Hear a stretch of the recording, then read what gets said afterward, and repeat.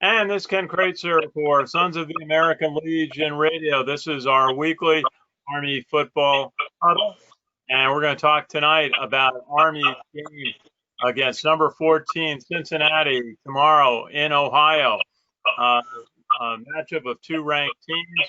And it's going to be one of the games of the week in college football.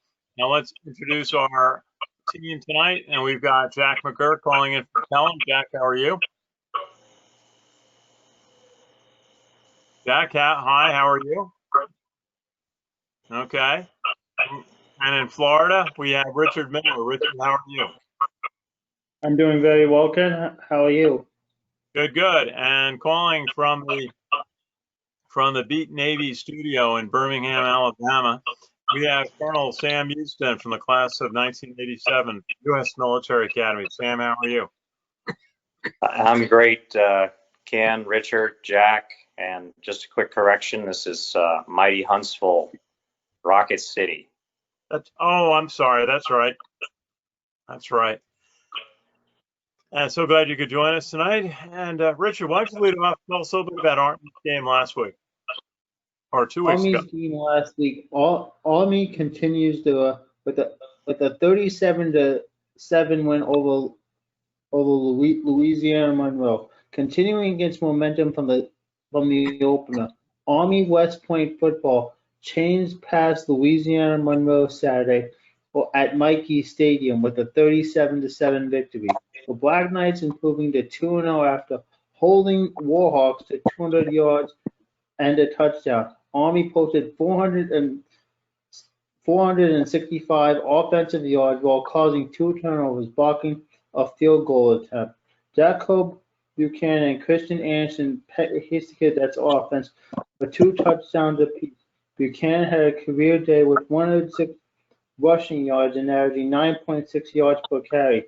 Defensively, Nolan Cockrell blocked a field goal and forced a fumble at 1.5 tackles for a loss of 4 yards.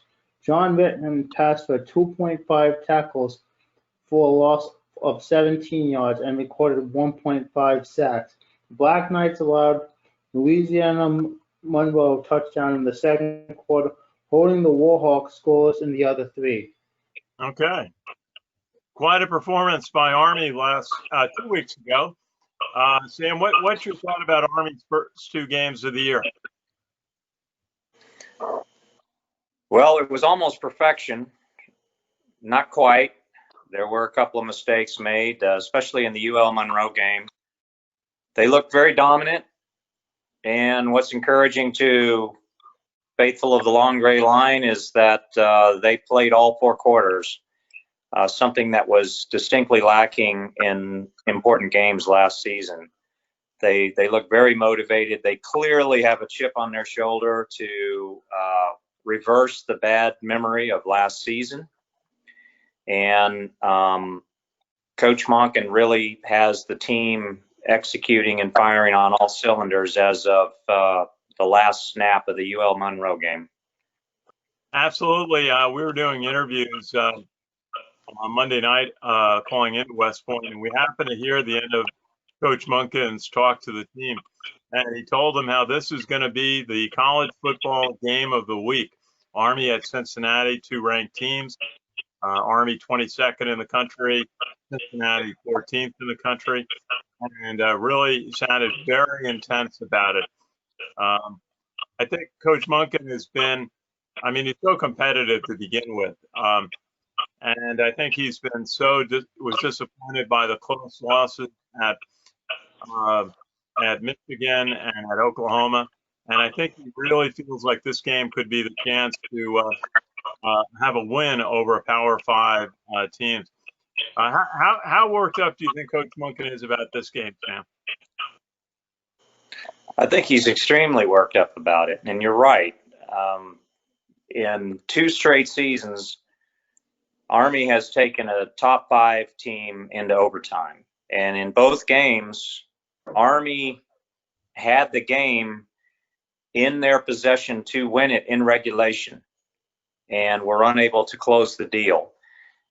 particularly the Michigan game last year, where they had the opportunity to go up by 2 touchdowns early in the third quarter, failed to convert, and allowed Michigan to eventually tie the game before the end of regulation, which took it into overtime.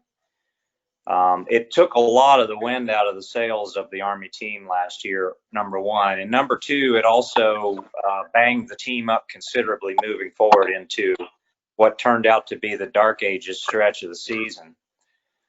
I don't think that Coach Monken is even fathoming the thought that he's going to go into Cincinnati and walk away with an attaboy Army, with all the accolades of you can always expect the service academies to fight to the end and all of these euphemisms that you hear about Army football. I don't think he wants to hear any of that this time around. What the objective is and always is to win the game, not hear about how hard you battled for 4 quarters. Well, certainly, and I think Army is well prepared, as Richard was saying, and you were describing on offense. The leading team in college football, rushing the ball nearly 350 yards for their first 2 games. The competition, though, is ratcheted up considerably, going out on the road, away from Michie Stadium, playing a top 20 team in Cincinnati. And this is going to be quite a challenge for them. Army certainly is going to want to pound the ball with the 4 fullbacks in rotation.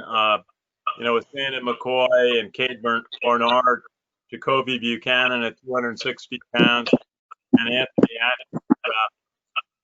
How do you like that rotation? I mean, Coach Monken's got a way to get all 4 fullbacks into the rotation. It's the best rotation Army has had for the fullback position in Coach Monken's tenure, in my opinion. It may be too early in the season for me to back that up. We'll see how the rest of the season goes. But at this point in the season, to have 4 hosses like they've got in their backfield running the B-back has got to be completely demoralizing to opposing defenses, because they can stack the line all they want to, but when you can bring in another fresh 260-pound fullback who can match himself with the play of Connor Bishop and the other offensive linemen and the push that they're getting, something's going to break and something's going to give. And when it does, because you have your line stacked, it's going to be a long gainer. So hats off to the recruiting that the Monken coaching staff has been doing to reload the position, and to Mike Vitti, the fullbacks coach, for what he has been able to produce. I am really excited about what Army's bringing to the table on offense this season. Well, they also are benefiting from having 4 seniors on the offensive line, with Lucas McCleary, left tackle, Mike Johnson at left guard, Peyton Reeder at right guard, and J.B. Hunter at right tackle, with the outstanding sophomore Connor Bishop, 6'3", 290 at center. That's a pretty good offensive line for Army, and I think it's going to be a battle between Army's offensive line and the Cincinnati defense. Cincinnati's got a big defensive tackle named Curtis Brooks, 92, 6'2", 295.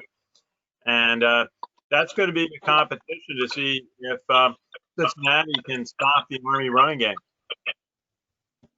Absolutely. And you know that Cincinnati has been practicing for this game, and they have, but what they don't have, and what other teams just don't have the ability to do on a consistent basis, is to duplicate the type of cut blocking schemes that the triple option offense will run. And add to that when you say 4 seniors, you're also talking about 4 firsties who they've all got a huge chip on their shoulder to make amends for last season. And they're going out there and they're getting after it. Some of the highlight film that I've watched of offensive linemen all up and down Army's offensive front have been spectacular. The pancake blocking statistic that they keep is phenomenal. What you really hope for, though, which can be a disadvantage to having a week off, is that they had a lot of momentum at the conclusion of the UL Monroe game. Having a week off can either work in your favor as long as you can keep that high tempo up in your head, in your motivation heart. But if you take a moment to not keep your mind focused on what's at hand, you can step out and have a little bit of a hiccup, especially early in the game. I don't think that's going to happen, but I believe that Cincinnati's defensive front has just as much work cut out for them as Army's offensive front has to take on that big Cincinnati defensive front. Well, the other thing we see on the other side of the ball is Cincinnati likes to pass the ball. And they've got a quarterback who's a junior, but he's played most of the time, both his freshman and sophomore year, that being Desmond Ritter.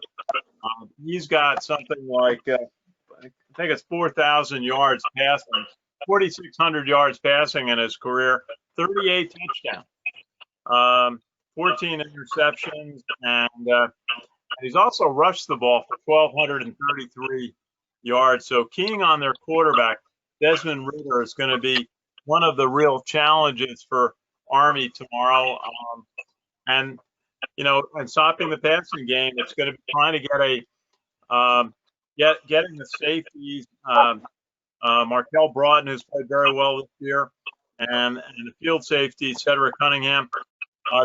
That's one of the fortunate things. Army's got two really good safeties on the defense this year. And according to the Tavari Bordeaux would be coming back this year. He's listed as a starter at the boundary corner position. What do you think about the Army defense and what they have to do to effectively play the Cincinnati passing game? I believe that the defensive strategy is going to be very the number one objective, as I believe it always is going to be to stop the run and recognize Cincinnati's got a passing attack. So, okay, if you're going to beat us, it's going to be through the air, but it's not going to be on the ground. And when you do that, you're putting the quarterback in position where he doesn't have as much of a reliance on or the ability to do delay handoffs or safety valve type passes. So without the run, he is going to be looking at a lot more defensive packages that are specifically designed to create confusion along the offensive line front as far as where his defensive pressure is coming from, as well as defensive schemes that from Nate Woody on the defensive backfield that are designed to confuse the quarterback into not recognizing the different coverages that he's throwing into. So I really believe that that's what Army's strategy is going to be. Stop the run first. If Cincinnati's going to beat us, make them do it through the air. Well, Army's defense, as you said, has been really hasn't been tested yet. Like they will be tomorrow on stopping the run game, but their nose tackle, Nolan Taco, has done very well.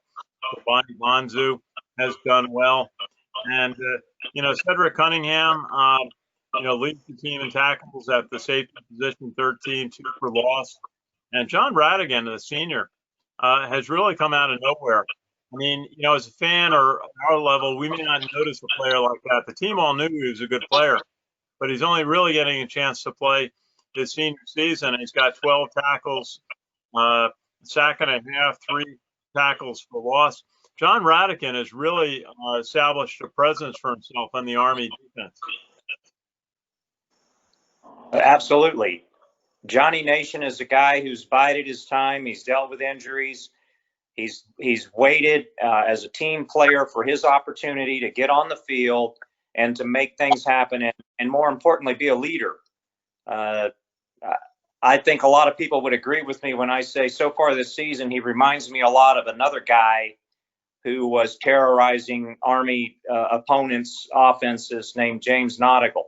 And that's really refreshing to see, because I think that so far this season, what Johnny Nation's bringing to the Army defense is something that was missing last year. It's an intensity, and I'm not knocking any of the guys who were in the defensive backfield last year or along the linebackers. Cole Christensen is one of the greatest to ever wear the football uniform for Army football, in my opinion. But having that blitz linebacker with intensity that is a totally disruptive force is a welcome thing to have. And that is part of the confusion that we look in bringing pressure to Cincinnati's quarterback tomorrow when Cincinnati is forced to abandon the run and has to pass on every single down. That quarterback is definitely going to be looking for John Radigan.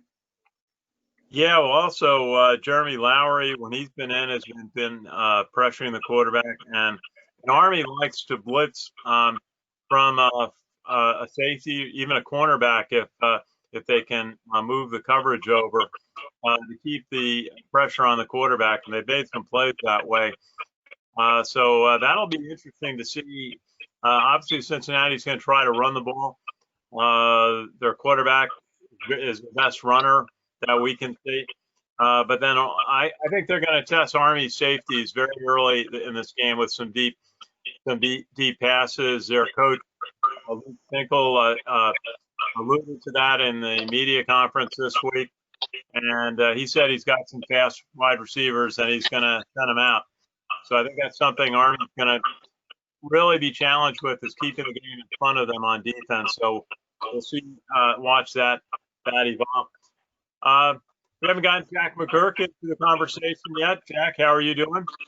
Doing pretty well. How are you doing? Okay. What have been your thoughts? We've been talking on WVOX every Monday at 2:30, and you've been giving reports on Army and Navy. What's your thought about Army season so far? It seems that they're playing pretty well.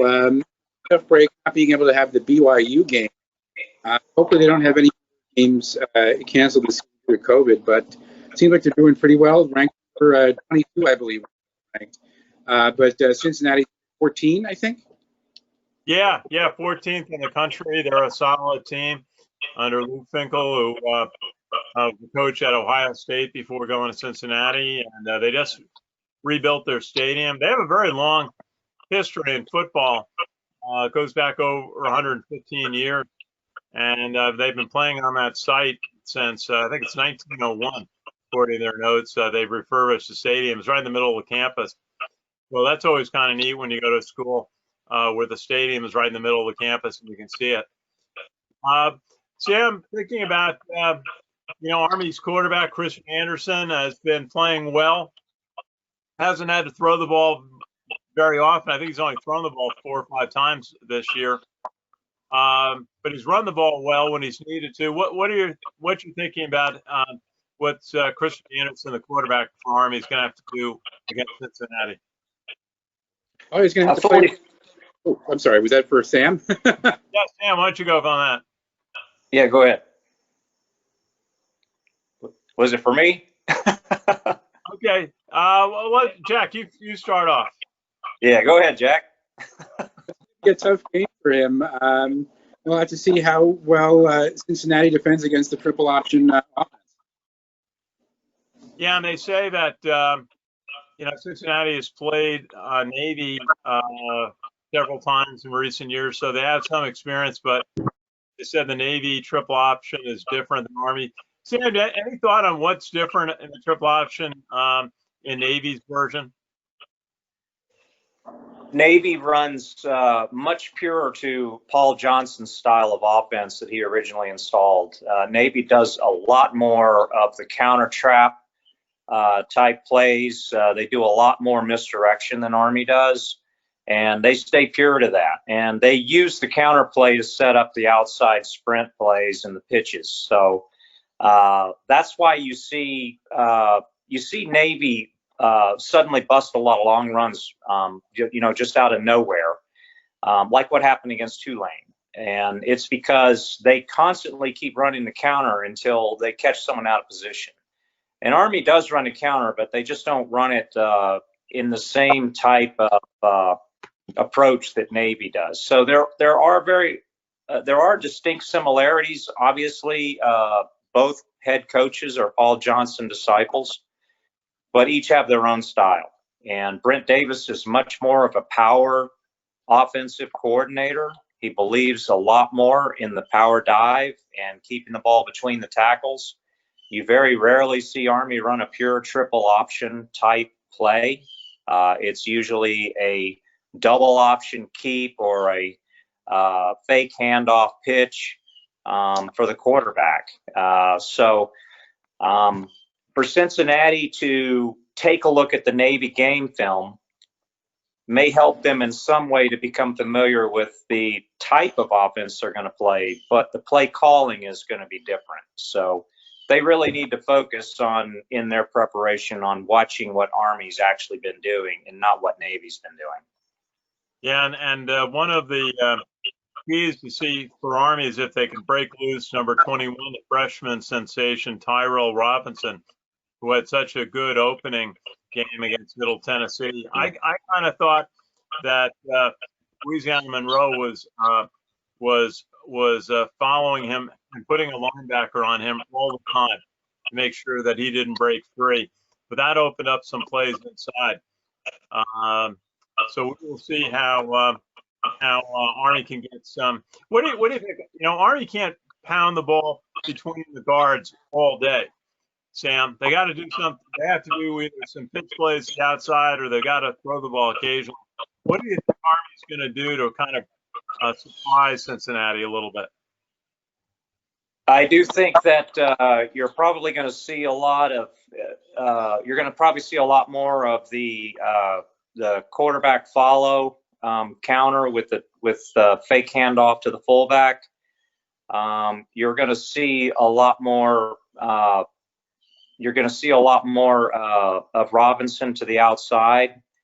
And what you're probably also going to see something else more of tomorrow that the option really does set up well, and that is the option pass, where you catch the defense in obvious run situations and leaving your receiver or tight end in a one-on-one situation downfield. So you were asking about Christian Anderson and how I viewed his play. I do believe that it's obvious that he's bulked up a little bit this season. He is running with a lot more confidence and power than he did in situations last season. He hasn't gotten hurt yet, and we hope that he doesn't, because he did have a scare against UL Monroe. His passing has been a little shaky so far this season. There have been some situations where he has had an open man and he has rushed the pass, totally overthrown. And in one situation, he hit a defender square in the numbers. And I think it's because it caught the defender more by surprise. It didn't result in a turnover. So the passing game and the option is something that gets overlooked quite frequently, in that people will diss an option, triple option team as being one that doesn't throw very well. Well, every time somebody says that, you have a game like Navy versus Tulane in the second half, where you can see that, no, that's not true. Actually, the option sets up the pass very well. And to keep Cincinnati off defense honest tomorrow, I do believe that Jeff Monken has a few, I think, not razzle-dazzle pass plays, but just some straightforward pass plays that are set up by the fake to freeze the defense and give the Army receivers and tight end an extra step, as well as the backside of the backfield. Okay.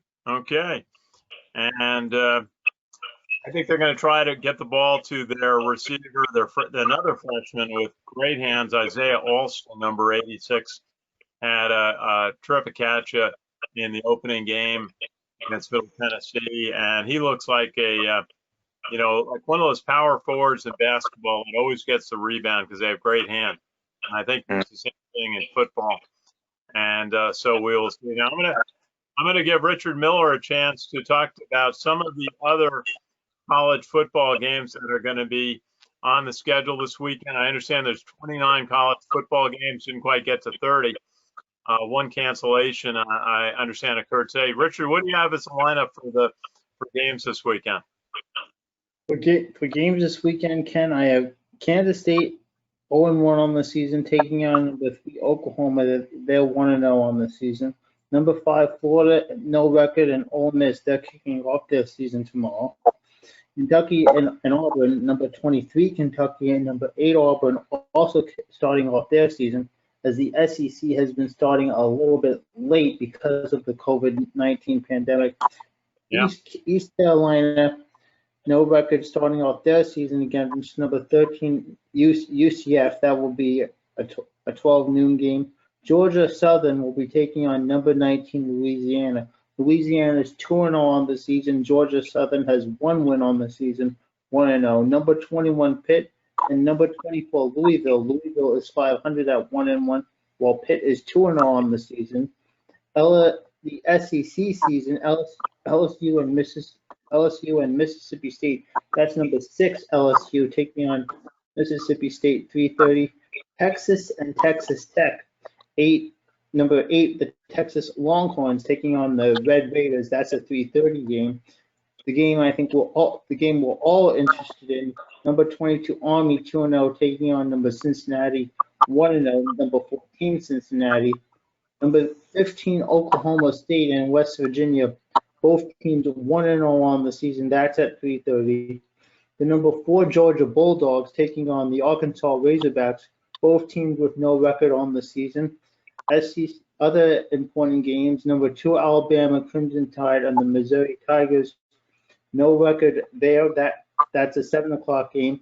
Prime time 7:30 Vanderbilt Texas A&M, number 10 Texas A&M, no record on the season.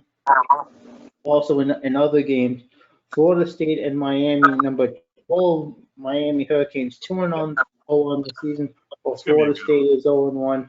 Number 16 Tennessee and South Carolina, no record for either team. They're kicking off their season 8 o'clock also. NC State taking on number 20 Virginia Tech. Virginia Tech is kicking off their season. Number 7 Notre Dame and Wake Forest postponed. Notre Dame's 2-0. Wake Forest was 0-2. And number 18 BYU 1-0 taking on Troy. Both teams are 1-0. That's a 10 o'clock start.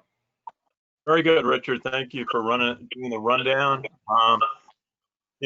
Sam, it's interesting. University of Massachusetts has decided to play again this year. They were originally on Army's schedule for Thanksgiving weekend for a game up in Amherst. And I'm wondering if that could become Army's 12th game. I mean, it would make sense. The game was already scheduled, and now UMass says they want to play. So let them play. Get it back on the calendar. Get it back on the schedule without delay. And I believe that this is just yet another example that this is just my personal opinion, but I really believe that a lot of colleges and a lot of conferences really had too much of a knee-jerk reaction to the COVID-19 situation and just announcing before the season even started that they were going to completely cancel their fall sports and deny the athletes their opportunity to perform upon the fields of friendly stripes. So it's very encouraging to see teams like UMass come back around and see that, hey, we're going on the 3rd week of the season in college football. And it's obvious that these teams they're going to get in their season and their athletes are getting the opportunity to play. So while there's still a chance, let's allow our athletes to get back on the field and to compete. Because that's what, aside from their college education, that's what brought them to the college, was their opportunity to compete. So hats off to UMass. I really hope they get the game rescheduled and back on the calendar where it belongs. And we'll look forward to some Thanksgiving football as Army beats UMass. Well, let's see what happens on that one. Jack McGuirk, you've been keeping an eye on Navy. Take us through again on Navy's big come from behind win over Tulane last week. Absolutely, yeah. 27-24 win over Tulane. They were actually down 24 at the half and came back and scored 27 points, which is actually the biggest comeback in school history. And included 16 points within the last 7 minutes of the 3rd quarter. The Navy defense actually held Tulane to just 82 yards total in the second half. Navy quarterback Dalen Morris completed 11 passes for 139 yards, including a 32 touchdown pass to Michael Cooper with 13 left in the game. Junior fullback Molly Crupp led the 127 yards rushing. Senior fullback Nelson Smith came up with a pair of one-yard touchdown runs in the third quarter. Now, defense, sophomore linebacker Thomas Tuatili led the midshipmen with 11 tackles in the game. At the end of the third quarter, Tulane on their own 1 yard line. Free safety senior Kevin Footman came up with a safety when he tackled running back Cameron Carroll down on the running play. Tulane trying to get the ball out of the end zone. The game was tied at 24-24 when sophomore kicker Bijan Nichols kicked a 3-yard field goal as time expired to seal the win for Navy. As I said, biggest comeback in school history. And their next game is going to be a week from Saturday, a week from tomorrow, at Colorado Springs Air Force. Now, an interesting side story. We touched on this a little bit last week. Head coach Ken Niumatalolo made comments, interesting, kind of criticizing the Pentagon with regards to the Chief Trophy Series this year, because Air Force only has 2 games this season, just the games against Army in the Mountain West Division and West Conference. To postpone their games. Well, it all changed. It all changed today, Jack. The Mountain West decided they do want to play a fall football schedule. Oh, and they're going to start in mid-October, I think the third Saturday of October, and play approximately 7 conference games. And they're giving Air Force the opportunity to play a non-conference game against Army. And I think what they said is they're going to play 8 games in that conference each team, and Air Force is going to get a chance to play Army as one of their games. They'll miss out on one of their conference opponents. Mm-hmm. Obviously, interesting to see how they do that. I think Boise State actually scheduled a game against Brigham Young that they're getting an option to play. So it's good to see. It's interesting now, Sam, that Navy going to play Air Force, and it'll be the Air Force's first game of the year. Navy will play 2 games, but Air Force then is going to start playing a full schedule, and then we'll get Army without having a traditional week off beforehand. What do you think about situation for Air Force? I know that Ken Niumatalolo was kind of complaining out loud about Air Force when they only had a 2-game schedule, and that Air Force had all the time in the world to prepare for Navy, and by the time they were going to play, that Navy was playing a schedule and they'd be beat up. I think the tables have turned now. It still will be Air Force's first game, and I would say the stakes are a lot higher, and the pressure is on Air Force more than it is on Navy, especially after Navy came back and beat Tulane last weekend, because that was a tremendous confidence builder for a team that had been completely dominated 79-3 through the first 6 quarters of their season. And that comeback for Navy really did, you could see the energy level increase with every play as that game continued on the sideline, on the field. So the team that got blown out by BYU on opening night is not the team that's going to roll into Falcon Stadium a week from Saturday. Air Force, on the other hand, is going to be playing their first game. And what type of conditioning, what type of contact drills they've made, what type of intensity they can bring to the table in their very first game of the season. Will it match up to Navy? You also have to couple the fact that I don't think that home field advantage really counts as much this season, as long as there's COVID restrictions on who gets to be in the stands. So yeah, you're probably going to have the Zoomies in the stands cheering on the Air Force team, but it's not going to be a filled to capacity stadium where 3/4 of the people in the stands are drowning out all ability to call your offensive signals when Navy has the ball. Instead, it's going to be pretty quiet in there. So it's really going to be may the best team win, and they're gonna slug at it. Now, that being said, I'm not going to make any predictions on the Air Force Navy game right now. We can talk about it another time. But I do know the Air Force definitely has salty tears stinging in their mouth for the way they let the Navy game slip out of their hand last year. And, they felt the pain of Malcolm Perry just like we did.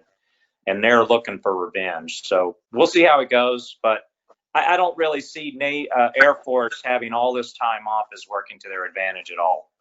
Now, I don't think you want to play a big rivalry game in your opening week when your opponent has played two and just came off rousing come from behind win. Okay, let's wrap up by going around the table with our predictions on the score for Cincinnati hosting Army.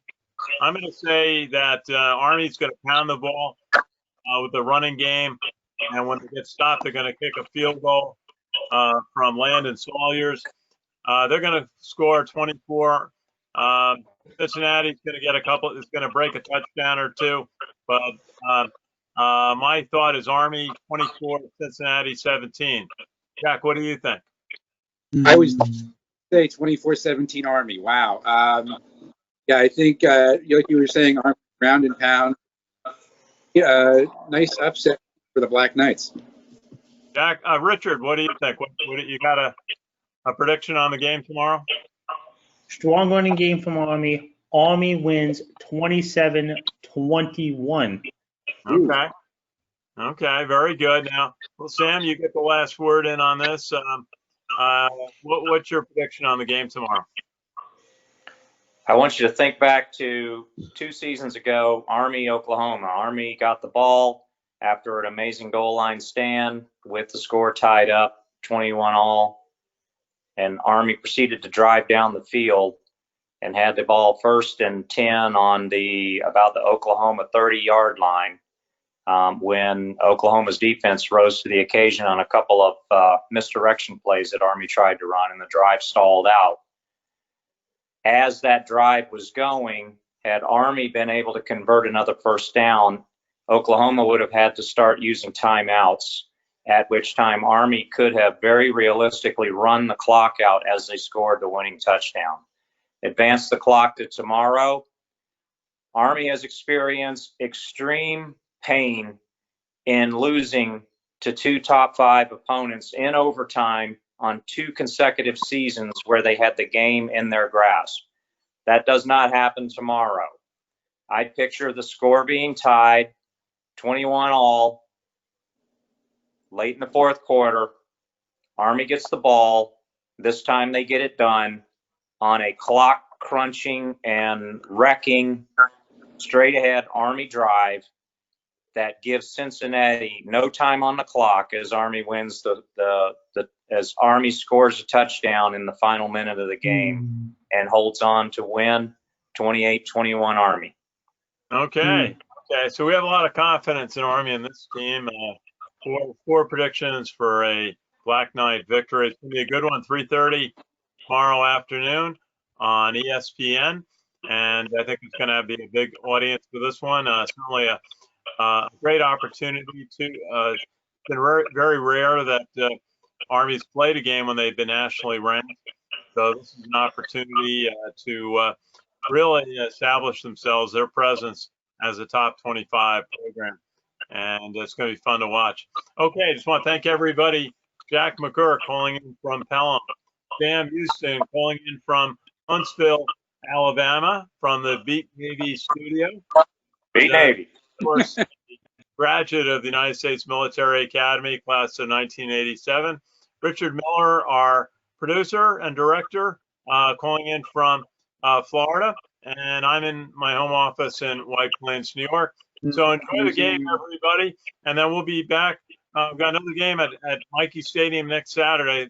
And we'll talk about that for you next week. So on behalf of the 2 million veterans of the American Legion, have a good evening. Enjoy the game tomorrow. And have a good evening.